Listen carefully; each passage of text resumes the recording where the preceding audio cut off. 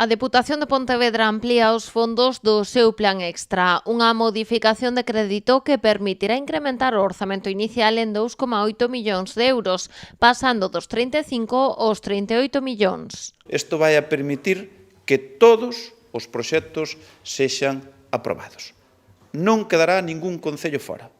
Dos 59 concellos de menos de 50.000 habitantes que presentaron proxectos van a ser aprobados todos. O plan extra ten como obxectivo apoiar os concellos para asumir investimentos estratégicos, como novas infraestruturas, mellora de equipamentos, intervencións en espazos urbanos ou naturais ou a adquisición dos elementos necesarios para a recollida separada de biorresiduos de orixe doméstica. A excepcional calidade dos mesmos entendemos que tiñan que ter unha oportunidade.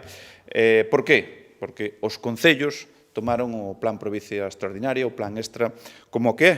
Isto é unha oportunidade sen precedentes para transformar os concellos pequenos e medianos con actuacións en humanizacións ou infraestructuras chamadas a poñer un punto de inflexión no concello, pero tamén na provincia. Dende a Deputación apuntan tamén que os 38 millóns de euros do plan extra, sumados ao cofinanciamento que teñen que achegar os concellos, permitirán a mobilización de ata 60 millóns de euros en actuacións. Nos convirta no goberno máis municipalista da historia da Diputación.